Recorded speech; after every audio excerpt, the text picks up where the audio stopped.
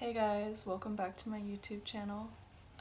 It's been a really long time since I've uploaded anything, and I'm not sure why, honestly. I just got a new job, was busy. I don't know. I just wasn't mentally. Um, I don't know how to say it. I just didn't have the creativity or the energy to put into anything aside from just work and like my own personal stuff. But anyways, today I wanted to share with you like the story of how I became more conscious and how I had like my first awakenings, if that's what you want to call it. Because I feel like awakening your consciousness is always a continual process, and you're not just like, well, for some people maybe one day you just like have this crazy realization and you're just like fully awake, no ego, none of that. But I would say that's incredibly rare, and I would say usually it's just a process, because the things that stop us from being awakened are usually very programmed in our minds and in our bodies. So it usually takes a lot of time to undo that. Well, it takes no time and time, but that's a whole nother discussion. So basically, I want to start back when I was a kid, because, you know, I feel like how they say, oh, like you chose what you wanted to come into in this life, and I feel like I really chose who I wanted my parents to be, in the situation I wanted to be in, because I feel like that led me to where I am now in terms of just having it easier, honestly, to understand some spiritual concepts and things like that. Because, so, I was born on September 13th, 1995, and I was adopted, and my adopted parents are very religious. They're Christian, and my dad was a pastor, and so I grew up in church all the time, probably like going 3 days a week. But I lived, well, when I lived in Washington, I lived really close to the church, so I was literally like almost there all the time. I had to change because it's really, really hot outside today. And so I was talking about my family, and I feel like growing up in this whole situation, being in church all the time, and having all that, the Bible, I guess, drilled into my head, like memorizing all these verses, doing all those kinds of things, going to Sunday school. I feel like it gave me a very good like moral base in life, because even if I'm not a Christian now, and even if I don't 100% agree with everything that they say or do, a lot of the people that I was around growing up, they had very strong morals, and in general, they were aiming to help other people and to be loving individuals, because, you know, in the Bible it says God is love. And so the people who were doing it right, you know, they were embodying probably more kindness and more love than the average person. And so that's the kind of people I was used to being around. And just people, yeah, like missionaries, people who are trying to help. And so I feel like my view of the world from when I was a little kid to like 17 or 18 was that people were generally nice and generally had good intentions, but obviously that they weren't perfect and that I would notice these things. And so that's what I feel like the good out of that situation was. I feel like I struggled a lot though as a kid, because I'm not sure exactly what age I realized this, but I knew that I there was a lot of things that my parents believed and that the whole church around me believed that I did not believe. But I felt very pressured. So I would kind of just keep things to myself and not say certain ideas or not question certain things, because I noticed that when other people questioned things, they were met with like resistance and not very like open-mindedness. So I think that's one of the negatives, is that from my perspective, a lot of the people I grew up with, although they're very nice people, they were very close-minded in some degrees, that if you thought differently than them, they, thought you were gonna go to hell, or thought the devil was coming after you, or like, you know what I mean? I don't want to like make fun of it, although I don't know. One side of me thinks it's really funny, and one side of me like understands why these people are like this, so I don't want to make fun of it. So overall, I had a good base of morals. I felt like, because there's a lot of verses in the Bible that I really agree with, and I really feel like are very helpful and contain a lot of wisdom. And so I really like the Bible, actually, and if you're on a spiritual path, I would say, why not read it? There's a lot of lessons in there. And the cons, I guess, was just the structure, I guess, of an organized religion, and how closed-minded it can be, and how much pressure there is to agree and accept everything blindly, kind of. And as a kid, it's like, I just felt like kind of an outcast. And that's been an ongoing theme in my life, honestly, of just feeling like an outcast, feeling alone, feeling like I don't have anyone to relate to. And that's another thing that led me onto a spiritual path, because, a lot of times it takes suffering, and for me, the most intense form of suffering was to just feel alone, and to feel lonely, and to feel like no one gets me, because I've always had this need. Well, I don't know if it's a need or just a want, that I just want people to understand me, and I want people, I just want someone on the same wavelength, so I feel less alone, because as a kid, I felt like no one was on the same wavelength, and I would kind of just meet people where they were at and kind of just pretend a little bit so I could fit in more. And even outside of church, like in high school, I had like a couple friends, but I definitely was not popular. I did not have a lot of friends. I was very shy. And that was okay. I feel like I probably missed out on a lot of drama, which is a good thing. And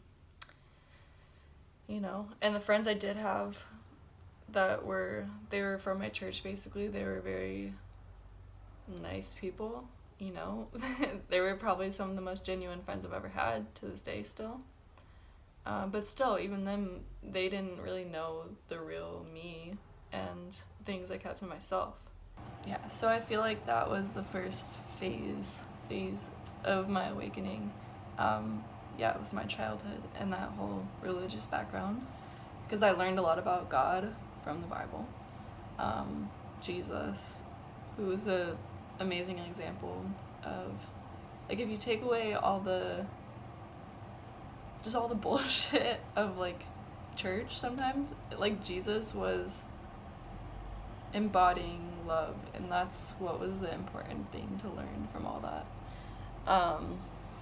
So when I was 18, actually I was 17, I was turning 18, and I had graduated high school, because of feeling alienated mostly my whole childhood.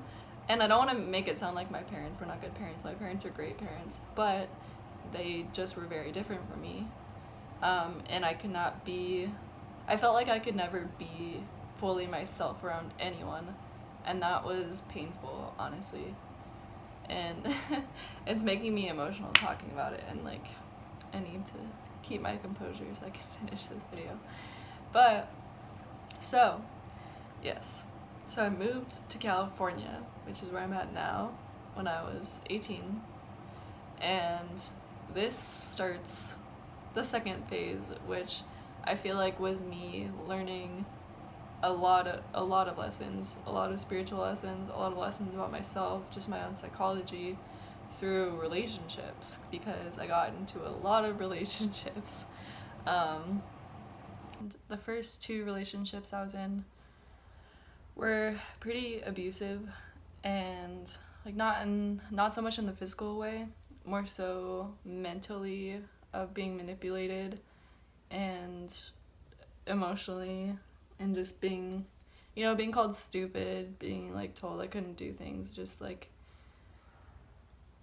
yeah, I don't know. I'm sure if anyone's been in a toxic relationship, you know how the cycle goes of, them criticizing you or putting you down, and then you might get upset, and then they come back and they're like, I love you, blah blah blah blah blah blah blah, like, I didn't mean it, come here, and then they make you feel better, and then they take the affection away again, and it's just like a constant like push and pull, and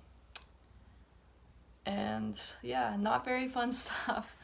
But through those relationships, I feel like I learned a lot about myself and how to love myself more, because I was not getting any kind of genuine love from the people that I was with, because they were putting me down a lot. And yeah, I got to some very, very low points with those situations for the first few years of living in California, because not only had I left everyone I knew in Washington behind, I had some family out here, but I wasn't close to them. So basically I was on my own, and I felt like, I was going through just the regular growing up stuff, like learning how to support myself, being worried about money, being worried about where I was living, all of those kind of things. And so it definitely did not help to have toxic relationships, but at the time I think I would have taken having anyone rather than being completely by myself. And now, years later, I see that is definitely not what I want. But at the time, I think I was just naive, and like I said, I saw the best in people, and I didn't, because of my upbringing, I thought most people had good intentions, and through these relationships, I realized that was very wrong, and there was actually some very nasty people out there, which I hadn't encountered yet. And yeah, so those were interesting times. And then my third relationship, which is the relationship I feel like I had the most awakenings during, or had a lot of importance to me, because it was the first time I met someone who was also on a spiritual path, who had also felt very alone, and we just connected really well. And yeah, I don't know. I just really, really cared about him and loved him when I was with him. And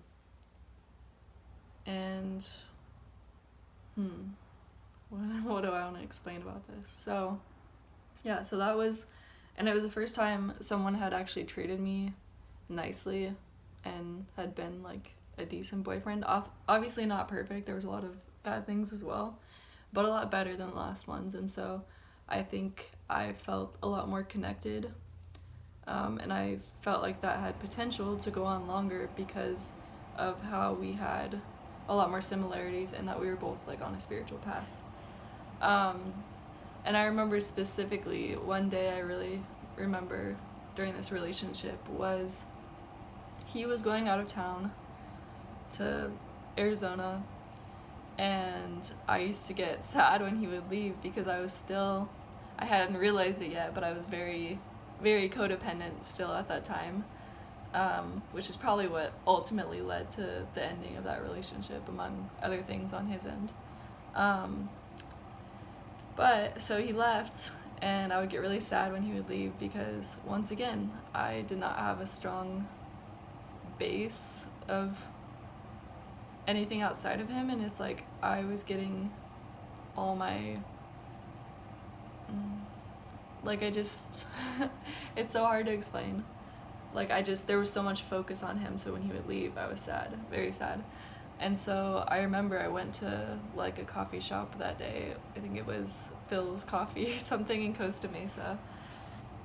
Because I used to love coffee. So I go there, and we had actually I think I ordered a few books for when he was going to be gone, because I was like, this will keep me busy, I'll read these books. So I ordered The Power of Now by Eckhart Tolle. I'm like wondering if it's behind me right now, because I have these books behind me. It's not. But that turned out to be one of the most important books that I've ever read on my spiritual journey, whatever you want to call it. And that day I was just so sad. And it's like, later on I realized that I had a lot of abandonment issues and deeper issues from my childhood and being adopted and all that, but I wasn't conscious of it at the time. And so it's like when he would leave, that would also be triggered. And so it was just like this deep internal pain that like made no sense why it was so intense.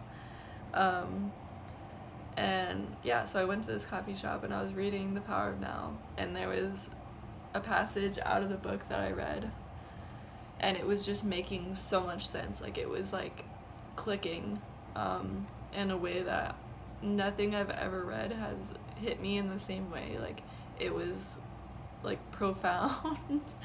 And it was, it was talking about like the ego and how the mind works and how we get caught up in the story of the past and the future and just all this stuff, and like we never actually are here, and we're never actually looking at things as they actually are without being clouded by our judgment of what's going on in our heads. And I don't know, it's hard to explain because you just have to read the book, because it's a great book, and it's like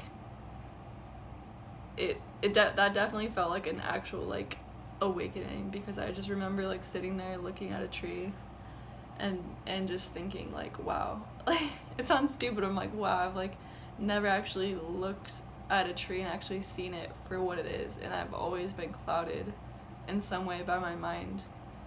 And it was like I finally had access to presence, like outside of my mind stuff. And like obviously this is very important to me because it's just making me emotional. So yes, so that and I remember the rest of the week I was just like testing out the things that I was learning about in this book, and I was just feeling like so much better. And yeah, so that happened. I shared the book with him when he got back, and so luckily I got to hopefully help him on his journey too, so he learned about all of that, and I think it did help him. And yeah, so that relationship eventually came to an end, and I'm not gonna get into all the reasons why because it was kind of, but definitely was not a good end, like definitely, like knife to my heart again. And that's another thing that's another like awakening I had with him, I guess, is I used to be sitting there with him, or I would just observe how much I cared about him and how much I loved him. And I remember one night I was doing that and I just started crying because I was like, wow, like, have I ever felt that way about myself? Have I ever, like, loved myself as much as I love this person right here? Like, why haven't I? And that was a pretty interesting realization. And then, yeah, so we broke up. And yeah, I tried to move back to Texas during this whole thing. and he went with me there to drop me off. And I remember when I dropped him off at the airport, to, you know, not see him for however long because I thought I was going to stay in Texas.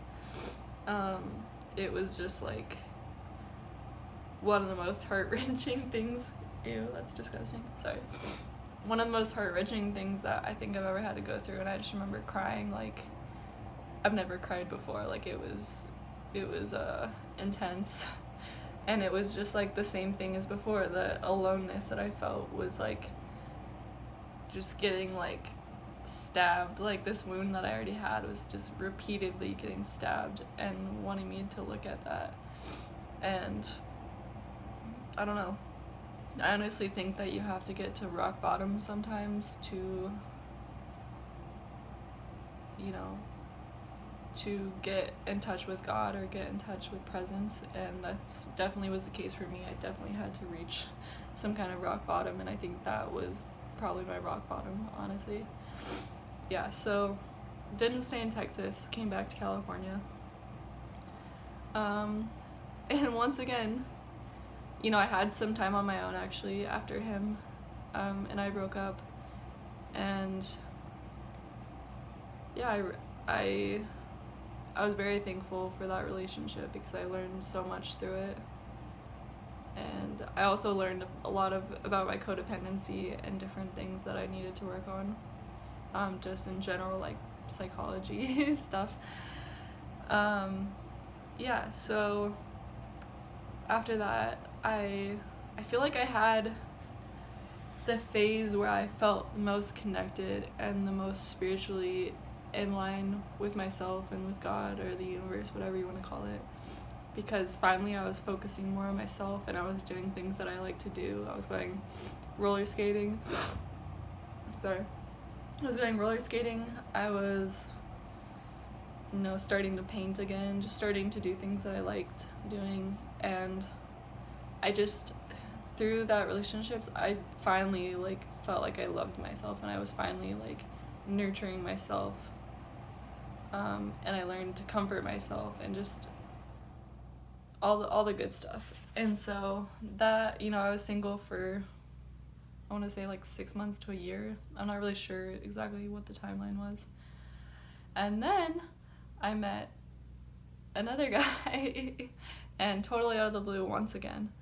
So this time, and this time, like, I had set my standards a lot higher because I was like, I cannot go through these things again. Like, I don't want to be in any toxic bullshit. Like, I want the real deal. I want a partner. I want someone who, you know, realizes the true nature of everything, like, tries to see the truth, tries to take care of their body, you know, is able to go above their ego and to be present, so that, because I believe pretty firmly, and I have to thank Eckhart Tolle for this, because ego really gets in the way of relationships. And if you can't go above your ego, and if you're stuck in that cycle, relationships aren't going to last, because you're not being able to connect with someone. Like, you're just constantly reacting to each other's egos, and that's no good. And that's probably why most relationships don't work, is because people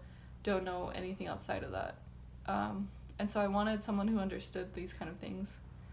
So I met this guy, talked to him for a few months. He moved back to California. He was somewhere else. And I feel like I had a great relationship with him. This kind of relationship, I feel like I did learn a lot, but it was more so, I feel like, just like a gift, kind of, because it just went a lot more smoothly than past relationships. Like, yeah, we were on the same wavelength. It felt like I had found that partnership that I was looking for a long time. And, you know, I'm not with him now, but it doesn't take away from any of this. I honestly still care for him, like, immensely. So yeah, so that was that phase of all these relationships.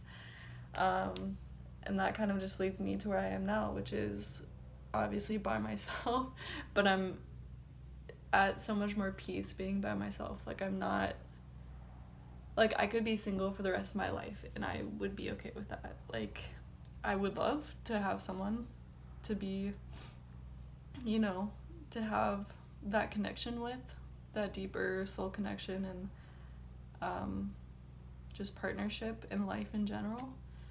But I see how what we've been fed about romance in like all these movies, and how a relationship dynamic is supposed to be, is kind of flawed and doesn't really work. So I'm kind of just in this weird space where it's like, you know, what does that kind of relationship look like for me? Like, because I know it's not going to look like a tradition, like probably a very traditional relationship. So yeah, and I'm just okay being by myself now.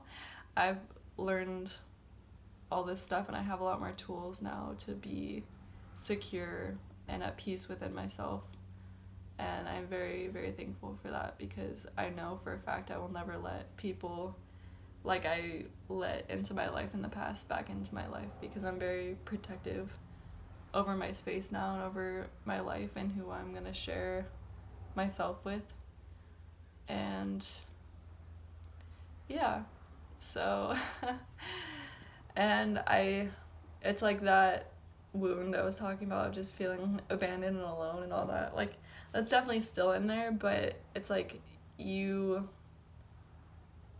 learn to be more at peace with whatever energies come up within yourself. And so, you know, if that feeling comes up, I just allow it to be there. And it's like the more that you allow something, the faster it kind of just moves through your body and moves through. So yeah. I think I'm gonna end this video now. If you have any questions or comments that you want to leave below, I would definitely like to hear from anyone who sees this, if you can relate to anything or if this helped you at all. And hopefully I'll be uploading a lot more in the upcoming weeks. So yeah, this was nice. I'm sure I didn't communicate as clearly as I wanted to, but it's kind of hard when you're talking about things that are like getting your emotions going. So anyways, I hope you all have a lovely day, and I will see you all soon. Goodbye.